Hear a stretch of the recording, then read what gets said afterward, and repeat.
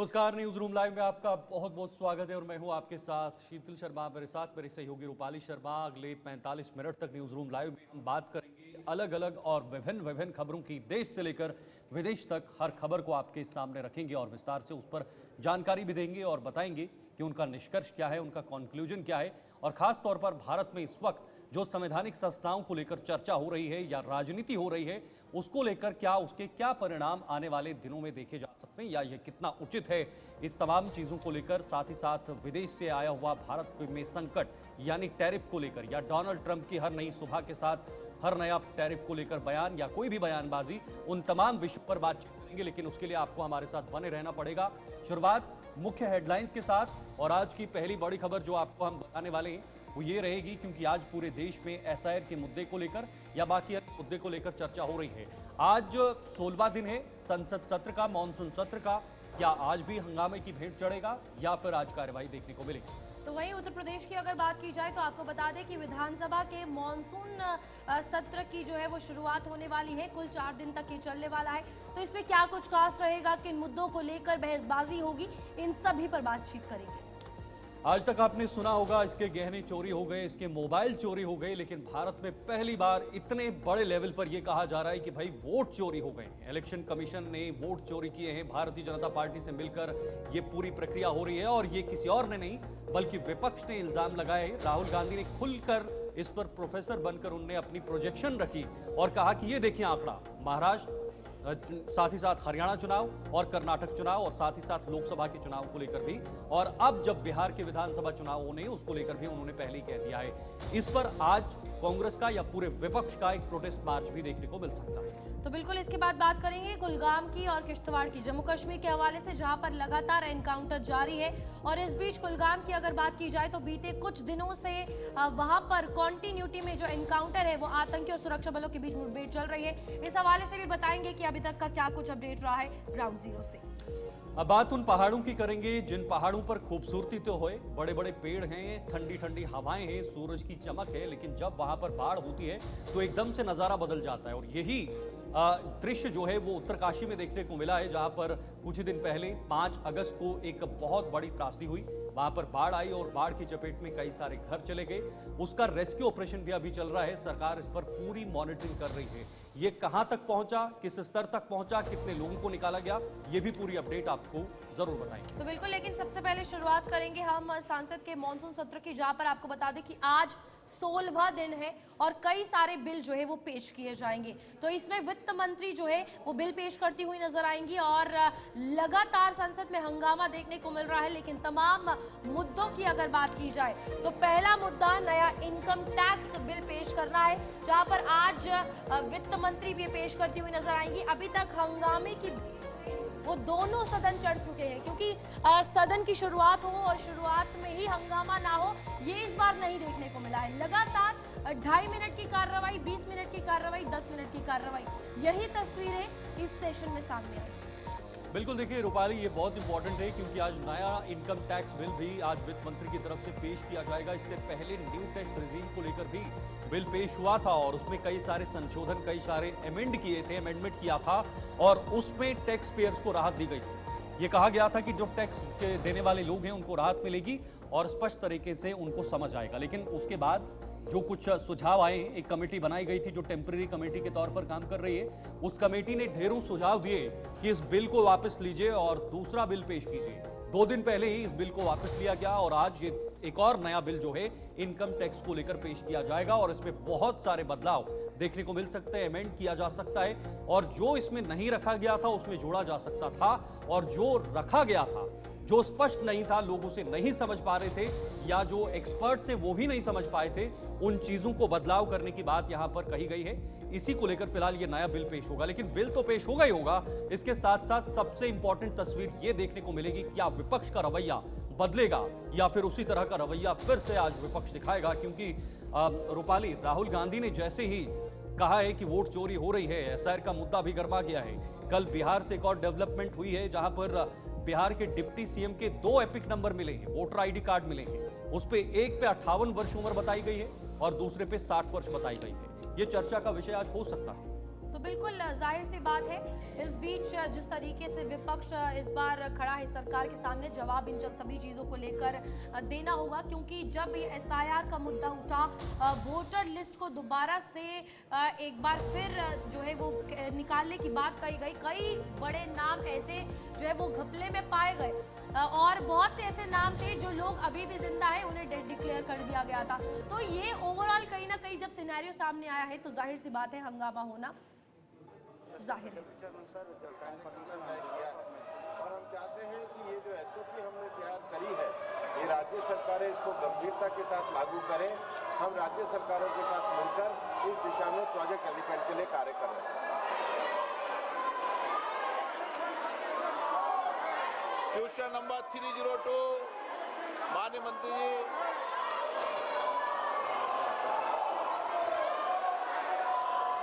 Question number 303, Shri doctor Kalanidhi Veeraswamy, माननीय मंत्री जी। Question number 304, Shri Naveen Jindal. धन्यवाद अध्यक्ष जी। मैं मंत्री जी को उनके विस्तार से दिए जवाब और पर्यावरण संरक्षण के प्रयासों के लिए मैं धन्यवाद देता हूं। अध्यक्ष जी, मंत्री जी ने बताया कि नेशनल क्लीन एयर प्रोग्राम के तहत 103 शहरों में प्रदूषण कम हुआ है। ये बहुत अच्छी बात है, लेकिन आज भी समस्या गंभीर बनी हुई है, जिससे कि हम सबकी आयु 5 से 10 वर्ष तक पूरे देश के अंदर घट रही है। वर्ल्ड बैंक की रिपोर्ट के अनुसार एयर पोल्यूशन की वजह से भारत को अपनी लगभग 3% दो तस्वीरें राज्यसभा और लोकसभा से कार्यवाही फिलहाल चल रही है, लेकिन हंगामा भरपूर नजर आ रहा है। अब आपको सीधे लिए चलते हैं उत्तर प्रदेश विधानसभा, जहां से आज कुछ दिनों के लिए ये मानसून सत्र शुरू होने जा रहा है। आइए आपको विधानसभा की सीधी तस्वीरें दिखाते हैं, लेकिन फिलहाल बड़ी खबर, आज से यूपी विधानसभा मानसून की शुरुआत, मानसून सत्र की शुरुआत हो रही है। कुल 4 दिन तक ये विधानसभा का मानसून सत्र चलने वाला है और उत्तर प्रदेश में भी विपक्ष ने पहले ही तय कर दिया है कि आज हम हंगामा करेंगे, प्रोटेस्ट करेंगे। इसको लेकर समाजवादी पार्टी के विधायक तैयार हैं। सरकार को घेरने की तैयारी में समाजवादी पार्टी पहले से ही नजर आ रही है, लेकिन इसका जवाब सरकार के पास क्या होगा, कैसे यूपी विधानसभा को चलाया जाएगा, ये जिम्मेदारी सरकार के कंधों पर है और उस जिम्मेदारी को कैसे निभाया जाएगा। लेकिन बड़ी बात रूपाली ये है कि जो एजेंडा विपक्ष ने रखा है, चाहे वो लोकसभा हो या विधानसभाएं, वहां पर एक ही एजेंडे पर काम हो रहा है। क्या वो भी यहां पर देखने को मिलेगा या यहां एक लोकतांत्रिक प्रक्रिया से एक चर्चा जो है वो देखी जाए? तो बिल्कुल यहाँ पर फिलहाल आपको बता दें कि आज से विधानसभा मानसून सत्र की शुरुआत हो रही है उत्तर प्रदेश में। कुल 4 दिन ये चलने वाला है सत्र और इस बीच सीएम योगी की तरफ से ये भी कहा गया है कि जनता के हर सवाल का जवाब उन्हें इस सत्र में मिलेगा और सरकार को घेरने की तैयारी में विपक्ष मॉनसून सत्र जो कि विधानसभा यूपी के होने वाला है, वहां पर फिलहाल ये भी आपको बता दें कि कई ऐसे बयान हैं जो सामने निकल कर आ रहे हैं, जहां पर उत्तर प्रदेश की अगर बात की जाए तो खुद वहां के मुख्यमंत्री साफ तौर पर कह रहे हैं हर एक प्रश्न का जवाब, हर एक सवाल का जो सही उत्तर है वो विपक्ष को भी दिया जाएगा और जनता की जो डिमांड्स है, जो क्वेश्चंस है, उन्हें भी सुना जाएगा। बिल्कुल सही कहा आपने। और आज भी बहुत महत्वपूर्ण कुछ मुद्दे हैं जो इस विधानसभा में रखे जाने हैं। सरकार ने कुछ चीजों को लेकर तैयारियां भी की हैं, लेकिन विपक्ष ने कुछ मंत्रालयों को निशाना साधने की कोशिश की है। फिलहाल विधानसभा से लाइव तस्वीरें आपके सामने हैं और ये कार्यवाही शुरू हो चुकी है आज कुछ ही दिनों के लिए, क्योंकि एक बहुत छोटा सत्र होना है। लगभग 3 से 4 दिन का 4 से 5 दिन का ये सत्र होगा।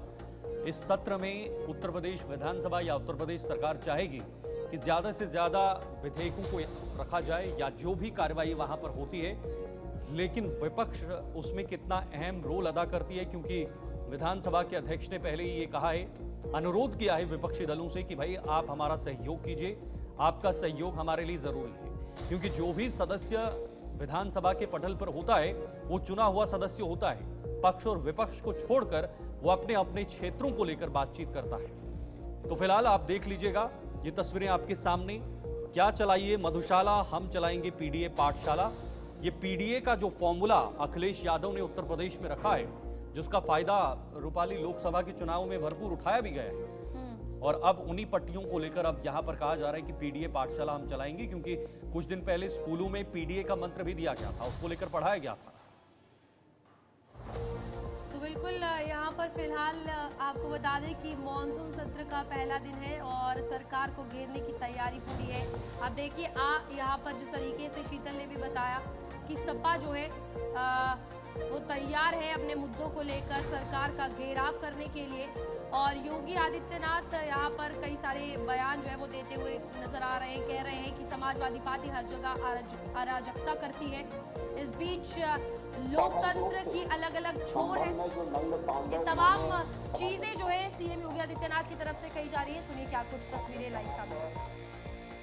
शुद्धिकरण का ध्यान चल रहा है, तो अगर आपको हवन डालना है तब तो ठीक बात है, लेकिन अनावश्यक रूप से हर एक जगह न्यूसेंस क्रिएट करना, अपनी नकारात्मकता से उस क्षेत्र के विकास को अवरुद्ध करना, संभल हो, बहराइच हो या गोरखपुर, ये समाजवादी पार्टी हर जगह यही करती है।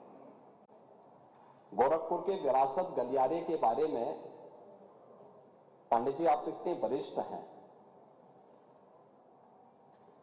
लोग आपको अनावश्यक रूप से मोहरा बना करके आपके कंधे पर बंदूक रख करके, अब आपको कम से कम इस उम्र में इस बात का ध्यान रखना चाहिए कि इस उम्र में सत्य नहीं होने देना चाहिए, जो आपके कंधे में बंदूक रख करके निशाना साधने का प्रयास कर रहे हैं। आपके 3 दिन पहले मैं स्वयं उस विरासत गलियारे का दौरा किया था, मालूम है ना। मैं एक व्यापारी से बात किया था और बातचीत करके, वो गोरखपुर के सबसे पुरानी मंडी है, आप तो गोरखपुर में पढ़े भी हैं, और सबसे पुराना बाजार है, लेकिन कंजेशन होने के नाते, अवैध कब्जा होने के नाते वहां पर उस कंजेशन को दूर करके आज सड़क बनाई जा रही है। आप लोगों ने अपने समय में तो कुछ किया नहीं।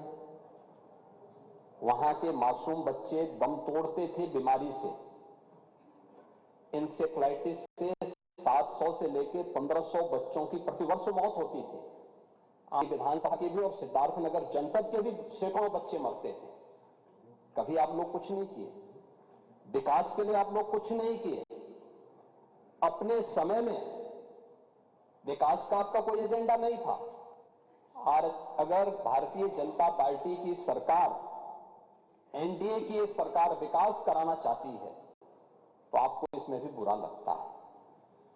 और वो विरासत गलियारा उसी पुराने बाजार के पुनरुद्धार करने को, जिससे वहां के, आपको मालूम है वहीं पे गोरखपुर का घंटाघर भी है, गीता प्रेस भी उसी से सटे हुए क्षेत्र में है, और गोरखपुर का सबसे प्राचीन बाजार भी जो मार्केट है उसी से जुड़ा हुआ है। उस मार्ग को बनाने के लिए एक एक व्यक्ति, एक एक व्यापारी को कंपनसेशन देने के बाद 3 दिन पहले मैंने स्वयं उस क्षेत्र का दौरा करने की बात की थी। उसके बाद राजनीति करने के लिए आप गए थे। भारतीय जनता पार्टी ने नहीं बल्कि गोरखपुर के व्यापारियों ने आपका विरोध किया था। क्योंकि विरोध इसलिए भी किया था क्योंकि केवल वहीं का व्यापारी नहीं, प्रदेश भर के व्यापारी में समाजवादी पार्टी की चारों सरकारों के समय में जो भय और दहशत था, जो उनसे गुंडा टैक्स वसूली किया जाता था, उसके कारण व्यापारियों में आपके प्रति जो आक्रोश है, बार बार उसका खामियाजा समाजवादी पार्टी को भुगतना पड़ा था। और व्यापारी इसी बात को लेकर आशंकित थे कि उनके विकास के लिए कोई कार्य हो रहा है, उसमें फिर विघ्न बाधा पैदा करने के लिए आप गए होंगे। और व्यापारियों ने इस चीज का विरोध किया था कि भाई आप वहां बिना बुलाए मेहमान आकर के टपक पड़े हैं, विघ्न बाधा पैदा कर रहे हैं, ये नहीं होना चाहिए। अरे वो तो आपका सम्मान किया व्यापारियों ने। अगर कोई और होता तो बहुत कायदे से उनको सही ढंग से जवाब भी देते, ये मैं विश्वास के साथ कह सकता हूं, क्योंकि समाजवादी पार्टी से उम्मीद की ही नहीं जा सकती है कि वो सुरक्षा की बात करेंगे और अच्छा विकास का कार्य कर सकेंगे।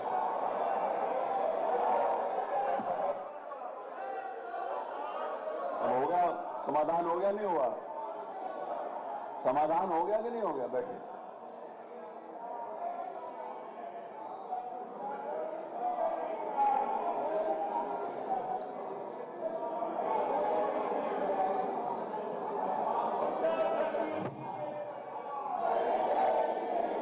चलिए प्रश्नकाल होने दीजिए, चलिए अपने स्थान के ऊपर बैठिए। माननीय अध्यक्ष जी, प्रश्नकाल होने दीजिए, बहुत सारे इंपॉर्टेंट इशू हैं जो आप उठाना चाहते हैं आज।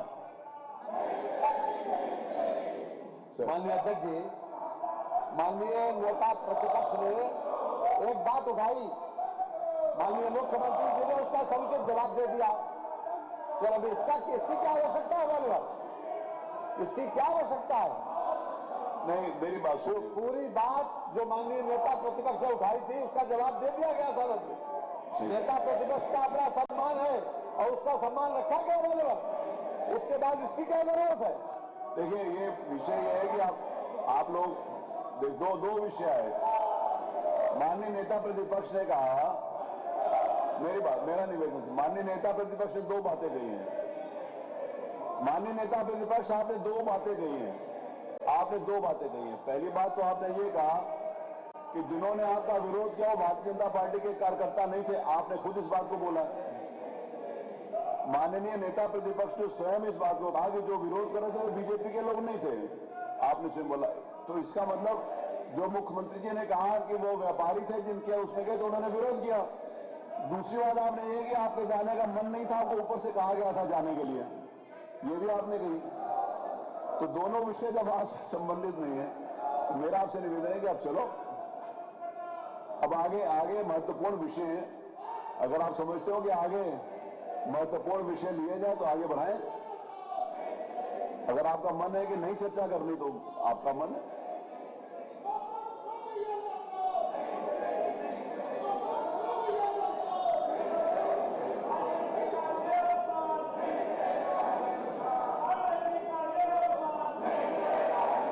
अरे वो आपको रोकने बोलने के लिए माननीय पांडे जी आपको कह रहे हैं ऐसे मत बोलो। पांडे जी आपको कह रहे हैं, मैंने सुन लिया। माननीय नेता प्रतिपक्ष आपको कह रहे हैं ये बात मत बोलो। उनका अपमान हुआ ही नहीं, उनका अपमान को कर ही नहीं सकता। उनका कोई अपमान नहीं हुआ, ना अपमान कोई उनका करने का मंशा है किसी को।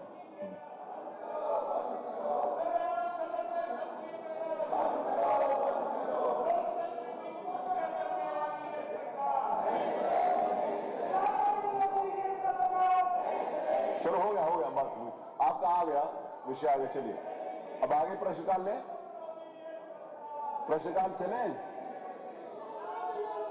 चलिए फिर अगर आप नहीं चलना चाहते तो फिर मैं प्रश्न संख्या बुला रहा हूं। नत्थी खां, प्रश्न संख्या 1। डॉक्टर रागिनी, आपने कुछ पूछना है डॉक्टर रागिनी? तो पूछिए फिर अपनी जगह के ऊपर जाके, अपनी जगह पर पूछिए अगर आपने कुछ पूछना है। नहीं पूछना, नहीं पूछना। डॉक्टर रागिनी पूछना है कि नहीं पूछना? नहीं पूछना। आपका नाम है पंकज पटेल, आपने पंकज पटेल पूछना है? आपने पूछना है तो आप चलो। अरे चलो ना, मेरे को आकर बोल कर गए कि मैंने पूछना है तो चलो पूछो। पंकज पटेल जी पूछो।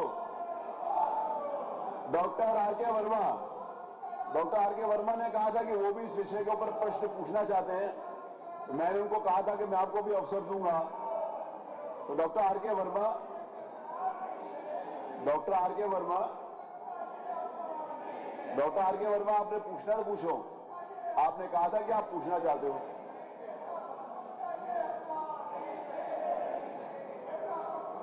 चलिए हो गया। उनका अपमान करने का कोई मंशा नहीं है किसी के भी। नेता प्रतिपक्ष का सब लोग सम्मान करते हैं।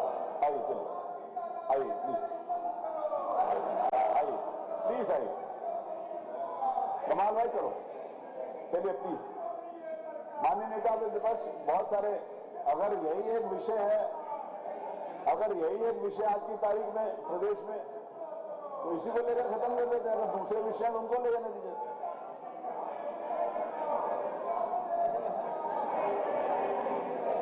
मुख्यमंत्री जी का जवाब आ गया ना पूरा, उसके ऊपर पूरा जवाब आ गया। ये कार्रवाई तो तब होना जब उन्होंने कहा कि वहां व्यापारी नहीं चाहते थे, नहीं बात हुई, कोई इशू नहीं है, कोई इशू हुआ ही नहीं है। ना उसमें पुलिस वाले इन्वॉल्व थे, ना बीजेपी के वर्कर इन्वॉल्व थे। ये तो स्वयं उन्होंने कहा, ये तो स्वयं माननीय नेता प्रतिपक्ष ने कहा है कि ना पुलिस वाले थे ना बीजेपी के कार्यकर्ता थे। तो जब दोनों लोग नहीं थे, कार्रवाई किसने हो रही?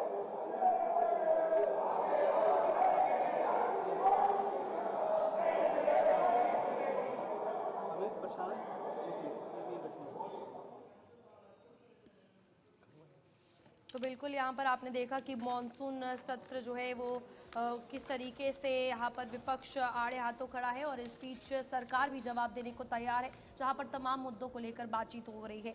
आगे बात करेंगे, आगे बढ़ेंगे, जहाँ पर एक और बड़ी खबर सामने आ रही है, जहाँ पर हम बात कर रहे हैं मॉनसून सत्र के हवाले से। तो आपको बता दें कि एक और बड़ी खबर इस बीच लखनऊ में पोस्टर वॉर जो है वो शुरू हो चुका है और ये इस बीच फिलहाल आपको बता दें कि तमाम चीज़ों को लेकर अगर बात की जाए, सपा के पीडीए पाठशाला पर हमलावर है भारतीय जनता पार्टी और साथ ही साथ बीजेपी एमएलसी सुभाष यदुवंश ने पोस्टर का आरोप लगाया है। देखिए, पोस्टर में लिखा है सपा की पीडीए पाठशाला का काला सच। उन्होंने लिखा है, ये बीजेपी के एमएलसी है सुभाष यदुवंश, उन्होंने पोस्टर लगाया। देखिए पोस्टर आपके सामने, सपा की पीडीए पाठशाला का काला सच है। प्रदेश का कौन अभिभावक अपने बच्चों को ये पढ़ाना चाहता है, ये इसमें लिखा हुआ है। अखिलेश यादव माफी मांगे, ए फॉर अखिलेश और डी फॉर डिम्पल, ये इसमें साफ तौर पर लिखा हुआ है। और नीचे उसमें उन्होंने अपनी कर्टसी दी है जिसमें लिखा है सुभाष यदुवंश, जिन्होंने ये पोस्टर जारी किया है। उत्तर प्रदेश में पोस्टर वॉर पहली बार नहीं, अक्सर आपने वहां पर पोस्टर वॉर देखा होगा और पोस्टर वॉर के जरिए एक दूसरे पर जमकर निशाना भी साधा जाता है। लेकिन जो पीडीए फॉर्मूला अखिलेश यादव ने तैयार किया क्या था, पिछड़े, दलित या बाकी जो अल्पसंख्यक या बाकी इसका अलग अलग फुल फॉर्म बताया जा रहा है। लेकिन इसी का उल्टा अब यहाँ पर बीजेपी के एमएलसी ने निशाना साधा है, ये सरकार पर निशाना साधा है और कहा है कि ये देखिए इसका काला सच, कौन चाहेगा ये पीडीए को इस तरह से एक्सप्लेन करना या पीडीए को इस तरह से परिभाषित करना। क्योंकि कुछ ही दिन पहले कुछ स्कूलों में पीडीए को लेकर पढ़ाया गया था और पीडीए को लेकर पढ़ाने के बाद ये सियासी बवाल भी बन गया और अब इसमें पोस्टर वॉर भी छिड़ गया है। तो बिल्कुल पोस्टर वॉर तो पहले से ही उत्तर प्रदेश की अगर बात की जाए देखने को मिलती है। गौरव पांडे हमारे साथ, हमारे संवाददाता जुड़ चुके हैं। गौरव, एक और फिर से पोस्टर वॉर देखने को मिल रहा है, जहां पर कई तस्वीरें भी सामने आ रही हैं। अब किस तरीके से सियासी बवाल लखनऊ में देखने को मिल रहा है? देखिए, उत्तर प्रदेश में मानसून सत्र की शुरुआत हो चुकी है। उत्तर प्रदेश के मुख्यमंत्री योगी आदित्यनाथ ने सबसे पहले अपने अभिभाषण से शुरुआत की सत्र की। साफ तौर पे आज समाजवादी पार्टी पीडीए एक तरफ है और भारतीय जनता पार्टी एक तरफ है। जाहिर तौर पे सरकार को अपनी उपलब्धियां गिनवानी है, सरकार को अपने मानसून सत्र में बजट को पास कराना है और वहीं विपक्ष जो है, पीडीए जो है, उस तरीके से हावी है। उत्तर प्रदेश की राजधानी लखनऊ में हम लगातार पोस्टर वॉर का सिलसिला भी देखना शुरू कर चुके हैं, जहां पहले पीडीए की मानसिकता पर सवाल उठाए गए और उसके बाद अब भारतीय जनता पार्टी के मुख्यालय के बाहर पोस्टर लगाए गए हैं और कहा गया है कि अखिलेश यादव माफी मांगे। उसमें पीडीए पाठशाला का काला सच बताया गया है। उसमें बताया जा रहा है कि ए फॉर अखिलेश और डी फॉर डिम्पल, इस तरीके की तमाम बातों को लेकर के अब पोस्टर लगाया गया है भारतीय जनता पार्टी कार्यालय के बाहर। कल देर रात को समाजवादी पार्टी कार्यालय के बाहर पोस्टर लगाए गए थे और आज सुबह सुबह भारतीय जनता पार्टी के बाहर कार्यालय के बाहर पोस्टर लगा दिए गए, क्योंकि भारतीय जनता पार्टी का कार्यालय जो है वो विधानसभा के ठीक सामने है और वहां पर विपक्षियों ने जमकर सुबह हंगामा काटा। समाजवादी पार्टियों के कार्यकर्ता और साथ ही साथ उनके विधायकों ने बाइकआउट करने की पूरी तरीके से कोशिश की और पीडीए के बताए गए फॉर्मूले को, क्योंकि स्कूलों को मर्जर किया जा रहा है, उत्तर प्रदेश की जो नई योजना आई है उसके अनुसार जो स्कूल है, परिषदीय स्कूल, उनको मर्ज किया जा रहा है, उसके विरोध में ये पूरी तरीके से पीडीए का एकजुट होकर के विरोध प्रदर्शन शुरू हो चुका है और पोस्टर वॉर भी निकल कर सामने आ रहा है। जी, लेकिन पीडीए एक चुनावी नारा है जो अखिलेश यादव ने दिया था, अब उसको शिक्षा से जोड़ना ये मनोबल पर भी असर कर सकता है, प्रभाव कर सकता है। जो शिक्षा अर्जित कर रहे हैं, जो बच्चे पढ़ रहे हैं, जो अभिभावक अपने बच्चों को पढ़ा रहे हैं। बिल्कुल, देखिए, सरकार की ओर से स्कूलों को मर्ज करने की जो नई प्रक्रिया है उसमें यह है कि अगर कम बच्चे हैं किसी विद्यालय में तो उसके उस बिल्डिंग के खर्चा, उस बिल्डिंग के रखरखाव को करने के लिए सरकार को अपना वहन करना पड़ रहा है खर्चों को, मगर उसको मर्ज करने की प्रक्रिया को पीडीए ने पूरी तरीके से शिक्षा का हनन बताया है। ये कहा जा रहा है कि जो बच्चे हैं, बच्चियां हैं, दूर दराज जाकर के पढ़ाई करनी पड़ेगी, बल्कि पीडीए में या कांग्रेस की सरकारों की ये उम्मीद थी कि घर घर गली गली स्कूल उपलब्ध कराया जाए, जिससे शिक्षा का अधिकार सबको प्राप्त हो सके। लेकिन सरकार शिक्षा का अधिकार भी हर व्यक्ति से छीनना चाहती है। उसका एक उदाहरण है कि जब वो इन स्कूलों को मर्ज कर देगी तो जो गरीब बच्चे हैं जो गांव में हैं उनको स्कूलों तक पहुंच नहीं पाएंगे, जिसका विरोध देखने को मिल रहा है। और अब पोस्टर वॉर के रूप में ये विरोध छलक रहा है सड़क से लेकर सदन तक। शुक्रिया आपका गौरव, ये जानकारी आपने दी और इस पोस्टर को लेकर हमने आपको एक अपडेट बताई। लेकिन अब बात करेंगे इंडिया ब्लॉक की, जो आज एसआईआर के मुद्दे को लेकर कूच कर सकते हैं, एक मार्च कर सकते हैं और ये मार्च होगा संसद से लेकर ईसी तक, यानी इलेक्शन कमीशन तक। दिल्ली में इंडिया ब्लॉक का एक प्रोटेस्ट देखने को मिलेगा और वोट चोरी के खिलाफ, वोट चोरी एसआईआर, जो तमाम चुनाव आयोग के खिलाफ सवाल उठ रहे हैं, उन तमाम मुद्दों को लेकर आज एक गठबंधन का प्रदर्शन होने जा रहा है। इसमें संसद से लेकर चुनाव आयोग के दफ्तर तक मार्च निकाला जाएगा, जिसमें तमाम सांसद रहेंगे और मुख्य चेहरे रहेंगे, जो सभी जितने भी घटक दल हैं इंडिया गठबंधन के अंदर, चाहे वो अखिलेश यादव का समाजवादी पार्टी हो या कांग्रेस हो या बाकी जो 27-28 दल हैं, उन तमाम जो जितने भी के नेता, प्रमुख नेता और सांसद भी इसमें शामिल रहेंगे। और इसको ये प्रोजेक्ट करने की कोशिश की जाएगी कि चुनाव आयोग धांधली कर रहा है, जो आरोप राहुल गांधी की तरफ से लगाए गए थे और इस राहुल गांधी के समर्थन में बहुत सारे लोग आ गए हैं।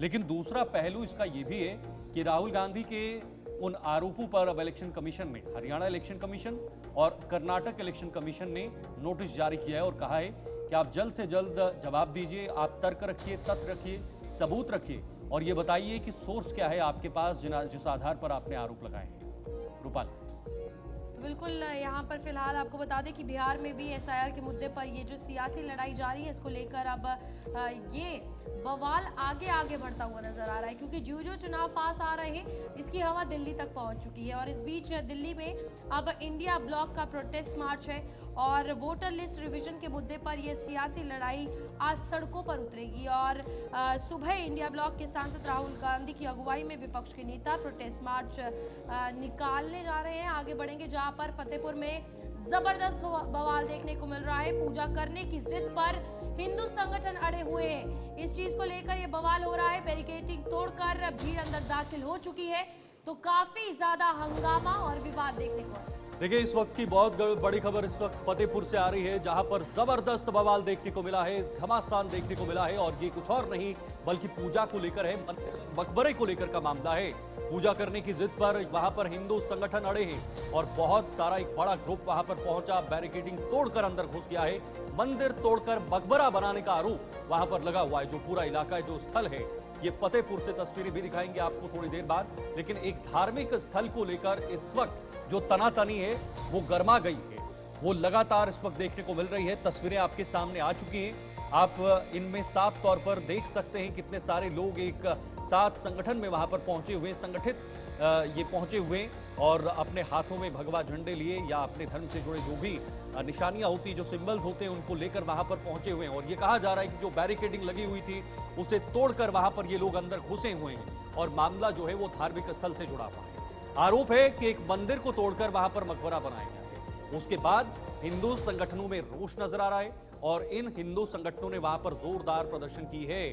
ये फिलहाल लगातार आपको ये तस्वीरें आपको दिखा रही हैं यूपी के फतेहपुर से, जहां पर भारी बवाल देखने को मिला है। हालांकि पुलिस वहां पर पहुंची हुई है, पुलिस ने इस पूरे इलाके को घेरा है ताकि वहां पर कोई बड़ी घटना ना हो या कोई भी बड़ी ऐसी तस्वीर ना निकलकर सामने आए जो समाज में जिसका असर हो। इस वक्त हमारे साथ नैज घोसी, हमारे संवाददाता फतेहपुर से जुड़े हुए हैं, फोन लाइन पर हैं। घोसी, जानकारी दीजिए जरा, क्या जानकारी मिल पा रही है? जी बिल्कुल, मैं बता दूं, इस वक्त मैं फतेहपुर के आबू नगर क्षेत्र के मकबरा का विवाद गहरा हो गया है। आज हिंदू संगठन द्वारा बीजेपी समेत विभिन्न हिंदू संगठनों का पूजा अर्चना का ऐलान किया गया था। आपको बता दें, आबू नगर इलाके के नवाब अब्दुल समद मकबरा को लेकर बीजेपी और हिंदू संगठनों ने आज मोर्चा खोल दिया है। बीजेपी के जिला अध्यक्ष मुखलाल पाल खुद इस अभियान की अगुवाई करने के लिए आए हुए हैं। इन्होंने खुले लहजे से चेतावनी दी है कि आज मकबरे के भीतर मौजूद शिव मंदिर की पूजा अर्चना करने का दावा किया है।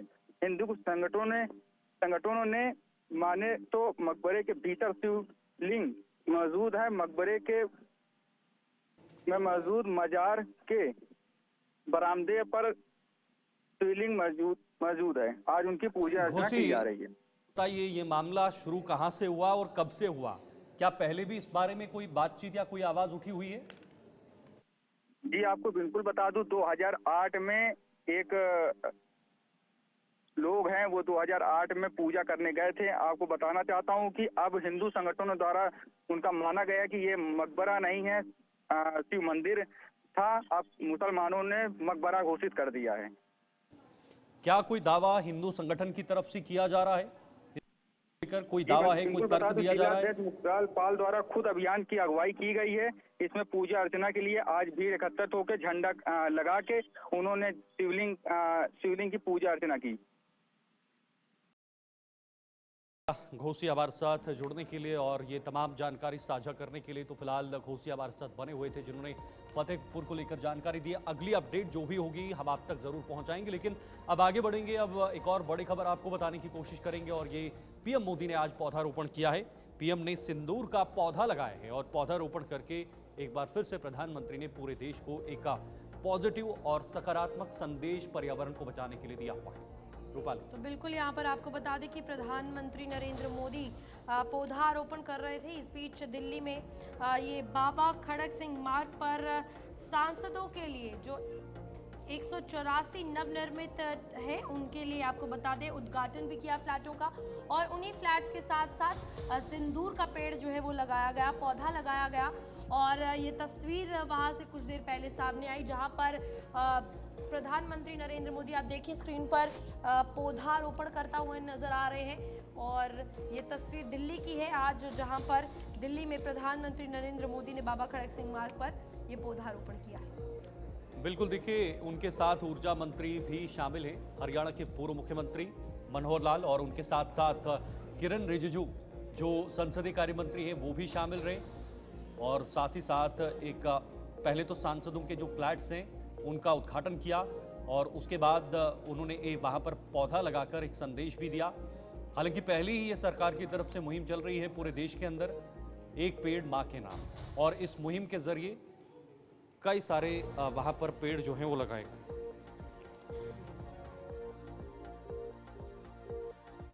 नए आवासों में गृह प्रवेश के बाद उससे मुक्ति मिलेगी। सांसद साथी अपनी समस्याओं से मुक्त रहेंगे तो वो अपना समय और अपनी ऊर्जा और बेहतर तरीके से जनता की समस्याओं के समाधान में लगा पाएंगे। साथियों, आप सभी जानते हैं दिल्ली में पहली बार जीत कर आए सांसदों को घर अलॉट करवाने में कितनी कठिनाई आती थी। नए भवनों से ये परेशानी भी दूर होगी। एक मल्टी स्टोरी बिल्डिंग्स में 180 से ज्यादा सांसद एक साथ रहेंगे। साथ ही इन नए आवासों का एक बड़ा आर्थिक पक्ष भी है। अभी कर्तव्य भवन के लोकार्पण पर ही मैंने बताया था, अनेक मंत्रालय जिन किराए की बिल्डिंग में चल रहे थे उनका किराया ही करीब 1,500 करोड़ रुपए साल भर होता था। ये देश के पैसे की सीधी बर्बादी थी। इसी तरह पर्याप्त सांसद आवास न होने की वजह से भी सरकारी खर्च बढ़ता था। आप कल्पना कर सकते हैं, सांसद आवास की कमी होने के बावजूद 2004 से लेकर 2014 तक लोकसभा सांसदों के लिए एक भी नए आवास का निर्माण नहीं हुआ था। इसलिए 2014 के बाद हमने इस काम को एक अभियान की तरह लिया। 2014 से अब तक इन फ्लैट्स को मिलाकर करीब 350 सांसद आवास बनाए गए हैं। यानी एक बार ये आवास बन गए तब जनता का भी पैसा बच रहा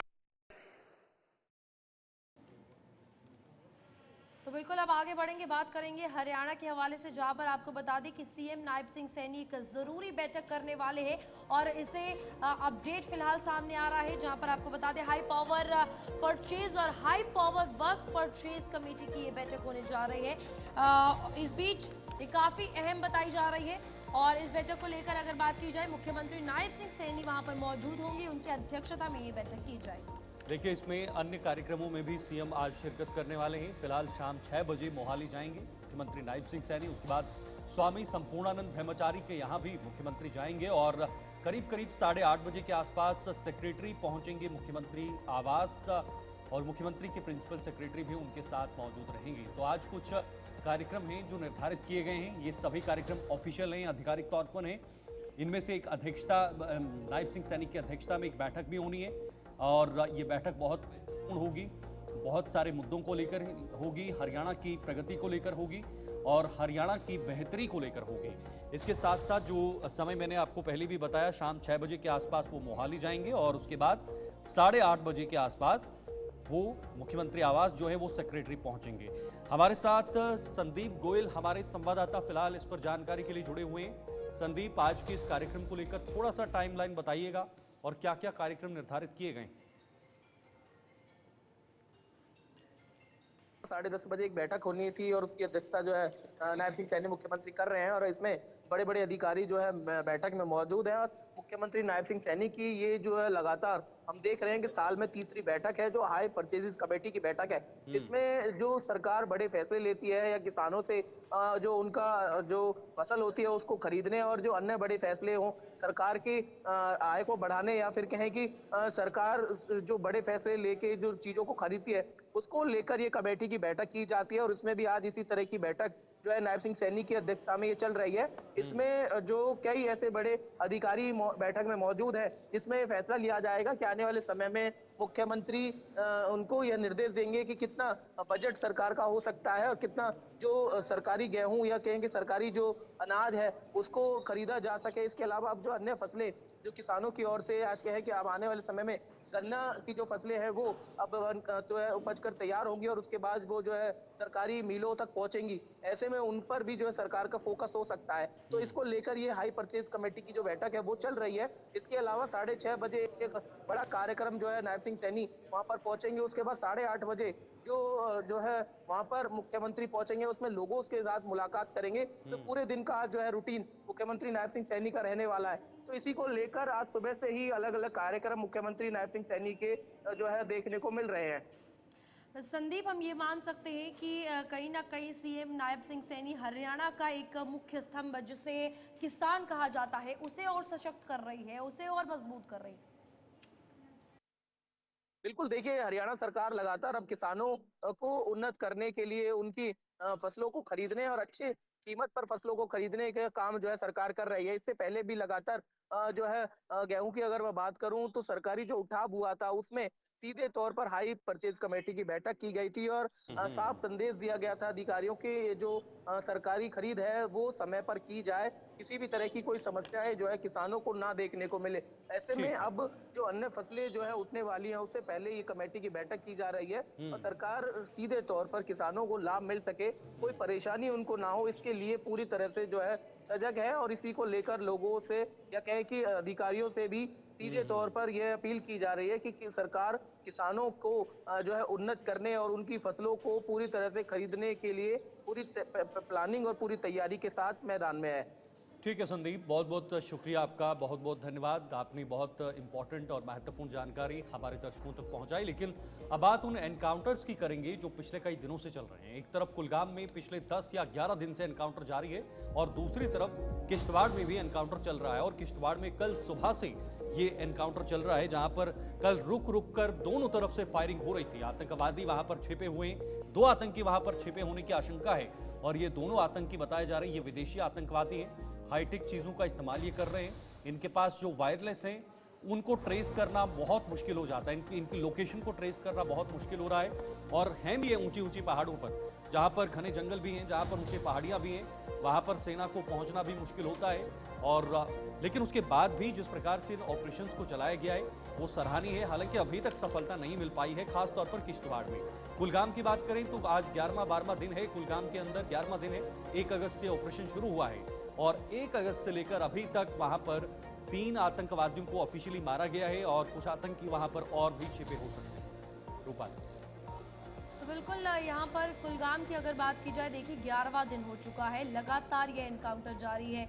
कभी फायरिंग होती है, कभी थम जाती है और इस बीच इस तरीके से मुठभेड़ की तस्वीरें लगातार कुलगाम के अक्खल से देखने को मिल रही है। किश्तवाड़ में भी रुक रुक कर गोलीबारी हो रही है और सुरक्षा बल तैनात है, 24 घंटे चौकन्ना है।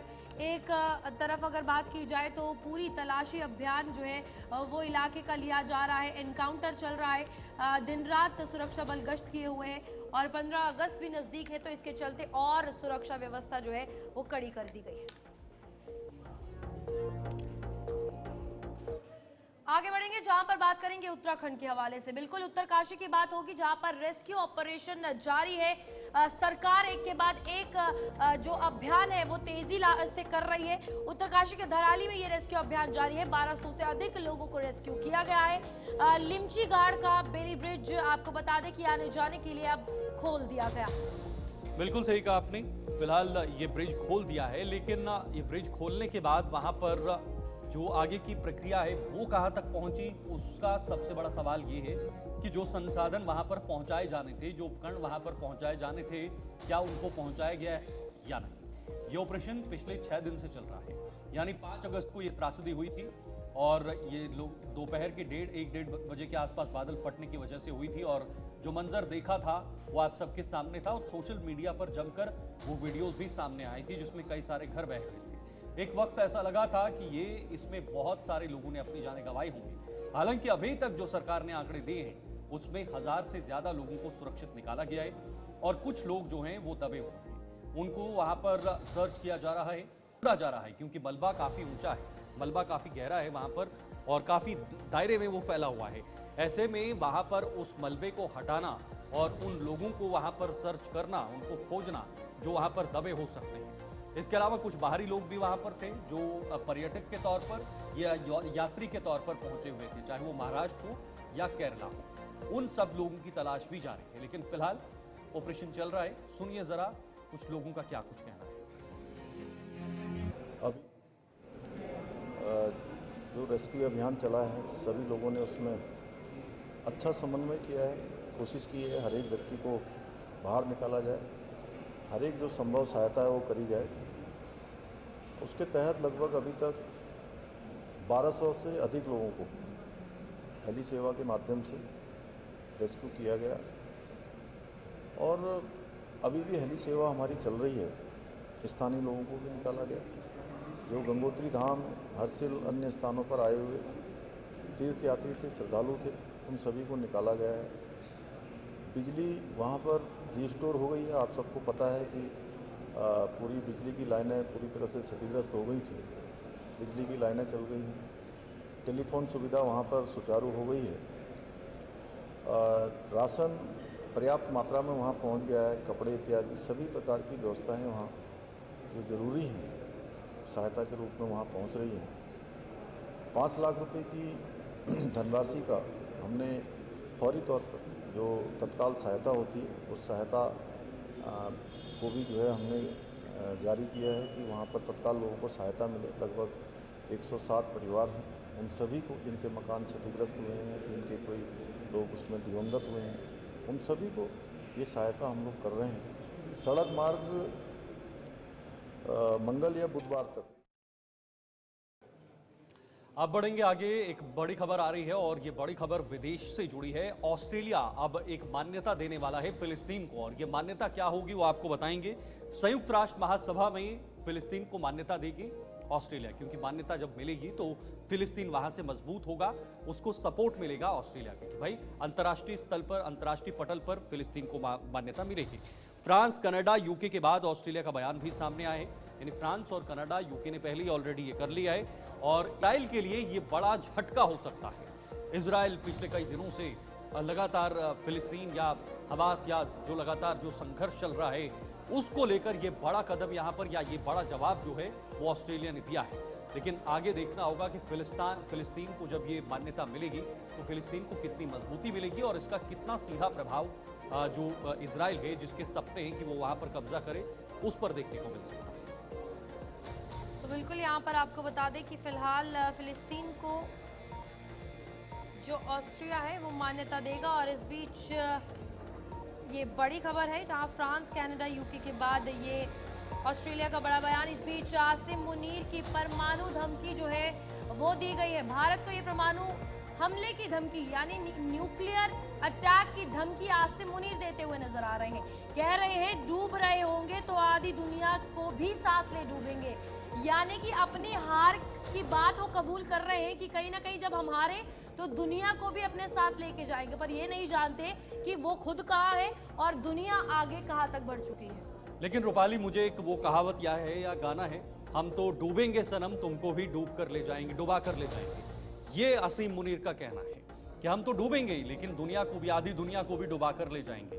ऐसी मानसिकता, ऐसी सोच, ऐसी घटिया बातचीत जो है वो अमेरिका से कह रहे हैं। और ये वही अमेरिका है जो अपने आप को पावरफुल देश कह रहा है, जो अपने आप को अंतर्राष्ट्रीय पटल पर दादा कह रहा है, खुद को दादा बता रहा है, खुद को बॉस बता रहा है। और एक छोटा देश, एक घटिया मानसिकता वाला देश, एक आतंकी पनपाने वाला देश जो है वो कह रहा है कि भाई जिस तरह से ये भारत ऐसे करेगा तो हम परमाणु बम से उड़ाएंगे। देखिए बड़ी खबर आ रही है, दिल्ली में इंडिया ब्लॉक का प्रोटेस्ट देखने को मिल रहा है। दिल्ली में इंडिया ब्लॉक का ये प्रोटेस्ट आज होना था और फिलहाल ये शुरू हो चुका है। इंडिया ब्लॉक के तमाम नेता इसमें हैं, सीधी तस्वीरें आपके सामने देखिए सर।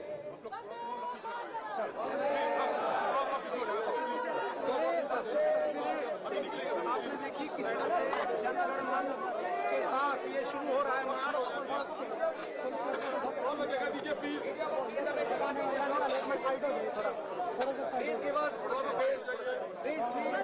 आपको निकल लेते हैं, आप खड़े हो जाइए, हम पीछे चलिए, खुलिए खुलिए।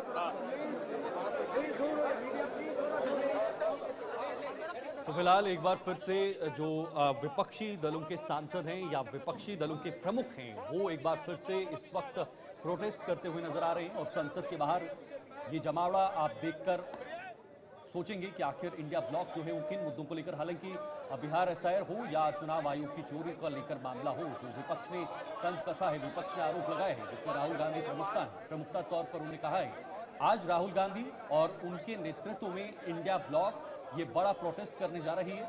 और ये प्रोटेस्ट जो है ये संसद से लेकर इलेक्शन कमीशन के ऑफिस तक होगा, दफ्तर तक होगा। और इसमें बहुत सारे बड़े नेता आप देख रहे होंगे, जो तस्वीरें आपकी स्क्रीन पर इस वक्त पहुंच पा रही हैं, चाहे वो आम आदमी पार्टी से राज्यसभा सांसद संजय सिंह हो, राहुल गांधी हो, सपा प्रमुख अखिलेश यादव हो, इसके अलावा और बाकी दलों के नेता हैं। लेकिन भारी मात्रा में वहां पर पुलिस बल भी मौजूद है, पुलिस के बड़े बड़े अधिकारी वहां पर पहुंचे हुए हैं और उनसे कुछ बातचीत भी हो रही है, क्योंकि ये मुद्दा अब तूल पकड़ते हुए नजर आ रहा है। जो चुनाव आयोग को लेकर या चुनाव आयोग पर आरोपों का मुद्दा है जिसको राहुल गांधी ने उठाया है। और ये मुद्दा जब महाराष्ट्र में चुनाव हुए तो वहां से उठा, महाराष्ट्र में कहा कि भाई बहुत सारे वोट्स जो हैं वो जोड़े गए, अतिरिक्त वोट्स जोड़े गए, एक्स्ट्रा वोट्स जोड़े गए। उसके बाद जब हरियाणा के अंदर एग्जिट पोल आया तो हरियाणा का एग्जिट पोल कांग्रेस के फेवर में आया था, लेकिन जब वहां पर परिणाम आए, नतीजे आए तो वहां पर भारतीय जनता पार्टी जीती। लेकिन उसके बाद कांग्रेस ने कहा कि हम तो छोटे छोटे मार्जिन से हारे, इसका मतलब चुनाव आयोग में कुछ गड़बड़ है। ये भी मुद्दा उठा। कर्नाटक को लेकर भी राहुल गांधी ने मुद्दा उठाया और कुछ ही दिन पहले आपने वो वीडियो देखा होगा जिसमें राहुल गांधी ने समझाया था और आंकड़े भी दिए थे, प्रोजेक्ट किया था कि ये आंकड़े हैं, इतने जोड़े गए हैं, इतने तोड़े गए हैं, इतने मार्जिन से हम हारे हैं, इतने मार्जिन से और इतनी सीटों से जीतकर बीजेपी जीती है या पीएम मोदी जो है वो प्रधानमंत्री बने। ये मुद्दा अब आगे चल रहा है, देखना होगा ये किस दिशा में जाने वाला है।